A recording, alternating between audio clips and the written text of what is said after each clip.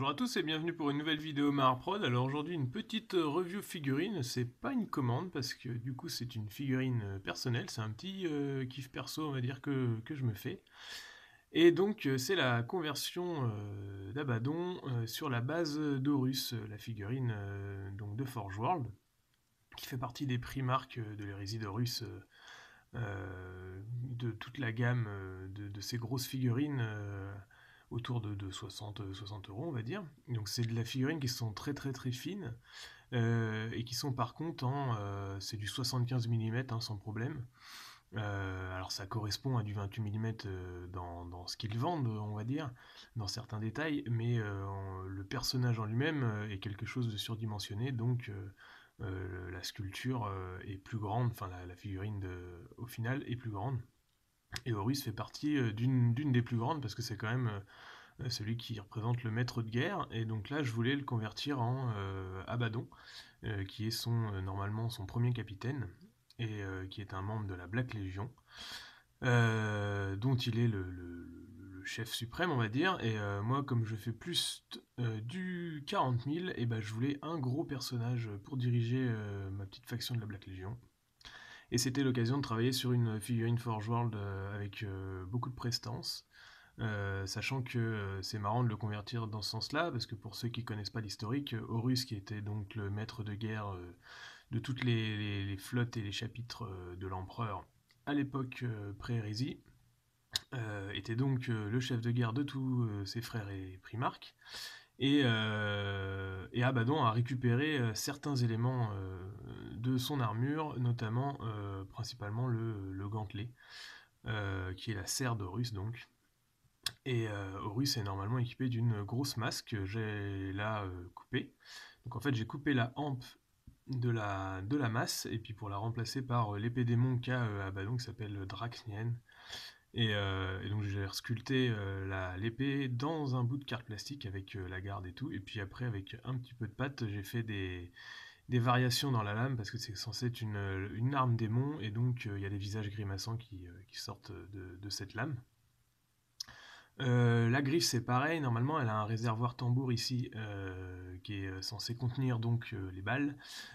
Pour faire plus KO, moi je l'ai coupé et j'ai refait une petite déco flèche, et puis j'ai coupé un morceau d'une bande de balles de bolter lourd Space Marine du chaos pour la coller à cette base sans modifier autre chose sur cette arme. Je voulais garder le côté baroque de base et travailler l'armure d'Abaddon par rapport à celle d'Horus et non pas faire une nouvelle armure, sinon autant resculpter toute la figurine.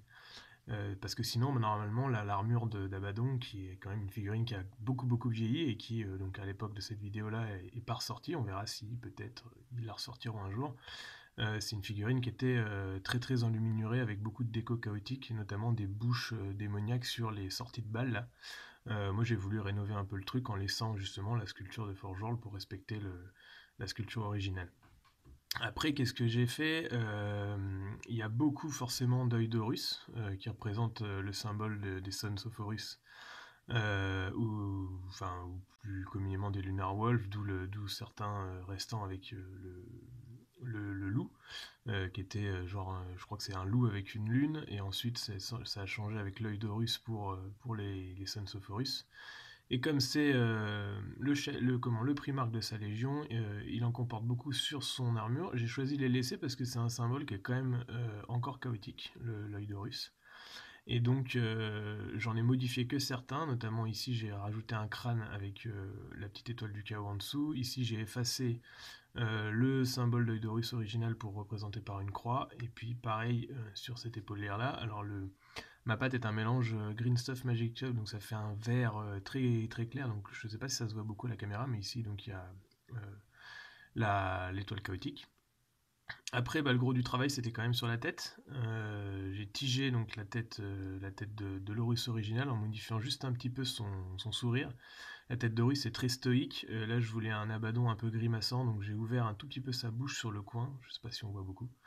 Il a toute une oreille manquante en fait, un espèce de gros ajout de câble sur le côté qui est caractéristique de la tête d'Abaddon, donc je l'ai représenté comme ça. Et puis après, il a surtout cette grande hampe de cheveux sur la tête là, donc j'ai utilisé une tige en fer recouverte de Magic Sculpt, et puis ensuite j'ai refait tout le bandage en résine verte avec quelques pics et la chevelure qui part sur le côté qui est aussi sur une structure en fer.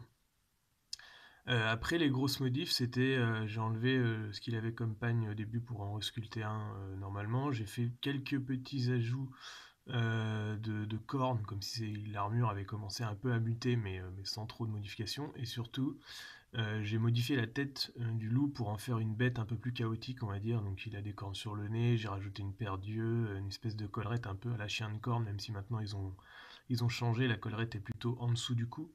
Mais en gros, ça fait une espèce de bête démoniaque sans que ça soit un truc de corne et qu'il aurait gardé la peau sur le dos. J'ai abîmé la cape originale qui normalement est très droite, très normale. Donc là, j'ai fait des trous dedans.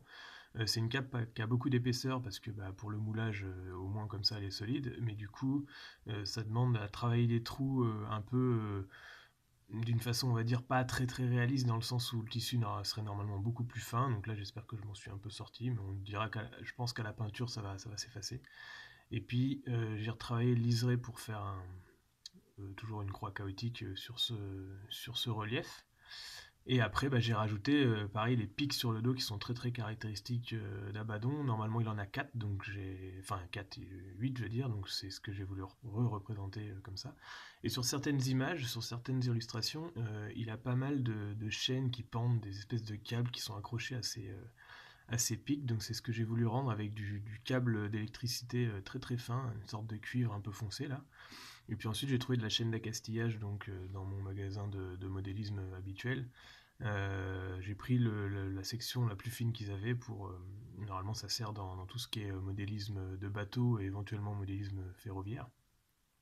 Et là, j'ai rajouté des bouts de chaîne donc, qui pendent sur la cape à l'arrière et mêlés à la fourrure en resculptant un petit peu les morceaux de fourrure dedans. Et puis après, sur les casques, enfin sur les pics, j'ai installé des casques de différentes allégions. Allégeances, je veux dire. C'était un mix entre allégeance et légion. Donc il y a de l'Eldar, comme ça on voit bien que c'est vraiment très 40 000 du coup, parce que sinon ces casques-là existent. Enfin, disons que l'Imperium n'avait pas rencontré ce genre d'Eldar, les gardiens ils ont quand même vachement été rénovés à l'époque du 30e millénaire. Un vieux casque pré-hérésie, une tête d'inquisiteur, une tête avec un masque à gaz qui correspond globalement à tout ce qui est Death Guard, mais qui ici est donc une sculpture de Max Mini faite par Morbach, pour représenter d'ailleurs son chapitre personnel, une tête de Krutz, et puis après c'est des petits crânes normaux. Donc bon, j'aurais pu continuer sur les trucs, mais il n'y a pas énormément de place quand même sur les pics, et l'idée c'était que ça soit quand même, que ça prenne pas le pas sur Abaddon, donc en fait le plus long des pics est celui-là. Et puis ici, ça va en décroissance avec un dernier petit pic ici. Ce qui fait que si j'avais mis celui-là le plus long ici, ça aurait porté jusqu'ici, ça aurait pas été bon dans l'équilibre. Et après, c'est de l'art sculpture de jonction parce que la position n'est pas tout à fait la même. Je lui ai fait une posture un peu plus ouverte que celle de Russe avec une main tendue vers le haut qui nécessitait de resculpter un peu les jonctions sous les épaulières, avec donc un petit peu de flexible comme les armures Space Marine en ont souvent, une seconde épaulette qui est sous l'épaulière principale, et du câblage. Et alors normalement, la figurine d'Abaddon, c'est un espèce de capitaine en armure Terminator, et donc il a des épaulières un peu plus classiques, c'est-à-dire vraiment les épaulières des Space Marine de forme ovoïde, là, ronde. Ici, j'ai laissé les épaulières plutôt style romaine d'Horus, parce que je trouvais que ça passait encore pas mal. C'est vrai que du coup, c'est moins caractéristique que la norme, enfin que normalement l'armure d'Abaddon. Mais bon, après, c'était possible, hein, ça m'aurait fait redécouper un peu sous la tête et puis reposer des trucs ou resculpter par-dessus. Mais comme c'est perso, là j'avoue que je me suis arrêté là et je vais me concentrer ensuite sur la peinture. Et puis ensuite, bah, bien sûr, il me restera à faire un socle scénique. Là, je l'ai posé sur un socle plastique que j'avais là, donc un peu en extension pour pouvoir bien travailler partout. Et ensuite, je vais le reposer sur son plus gros socle. Donc, il est fourni avec deux socles. Un socle qui n'est pas celui-là, hein, le socle plastique noir, là, de cette taille-là. Et un socle plus grand où il y a l'espèce d'escalier avec l'aigle impériale. Donc, ça, c'est un décor que j'ai regardé pour utiliser plus dans un autre projet. Et donc là, je vais les mettre sur un autre décor, peut-être des morceaux de gravats un peu plus chaotiques, avec de la lave ou un truc comme ça. Donc voilà, je suis assez content de cette figurine, je vais pouvoir m'exciter un peu dessus. J'ai dû coller un peu trop les éléments, on va dire, pour pouvoir bien les peindre. J'aurais bien voulu garder la cape en détaché, ce que j'ai fait au début de la sculpture, mais ce qui au final me gênait pour sculpter la fourrure. Donc j'ai fini par la coller en espérant que je pouvais accéder assez facilement là. Donc normalement l'espace est plutôt assez important, donc ça va aller. À l'aérographe, on va pouvoir réussir à atteindre un petit peu, puis reprendre les pinceaux. Après, il y a juste derrière la tête où là, elle est collée et je vais peut-être galérer un petit peu. Donc normalement, c'est-à-dire que pour une commande, j'aurais essayé de garder un peu plus de modularité. Mais il a une posture assez ouverte, donc j'espère pouvoir le peindre sans trop de problèmes. Pareil pour les trophées en haut, hein, donc j'ai rigidifié tout ce qui était chaîne et petits câbles, mais je vais certainement galérer pour accéder à certains endroits. Voilà, donc bon, j'espère lui faire honneur, et puis en tout cas, ça va me faire un gros général pour mon armée du chaos, enfin pour la Black Legion. Et puis enfin, une figurine un peu rénovée d'Abaddon, parce que Abaddon est une des figurines les plus vieilles. Si vous pouvez regarder la figurine en métal, vous allez vous marrer, c'est toujours marrant à voir. Elle est sympa, hein, parce que dans le côté baroque de l'époque, euh, la figurine est encore jolie, mais c'est juste qu'elle a extrêmement vieilli. Elle doit arriver à peu près au torse de cette figurine-là. Et elle est facilement aussi grande qu'un Marines ancienne version, les normaux, là. Donc du coup, elle est complètement dépassée par les Primaris, par tous ces trucs-là. Alors que le personnage est censé être un capitaine en armure Terminator, et qui plus est Abaddon, chef de toutes les légions du chaos, donc un mec qui, à force de vivre dans l'œil de la terreur, même s'il a refusé toutes les allégeances, enfin les dons du chaos pour devenir prince démon, il doit quand même avoir une certaine stature, quoi. Donc voilà, pour cette petite figurine, je vous mets tout de suite des photos d'un peu plus près. Donc là, j'essaie de faire une petite mise au point pour vous le faire tourner proche à la caméra.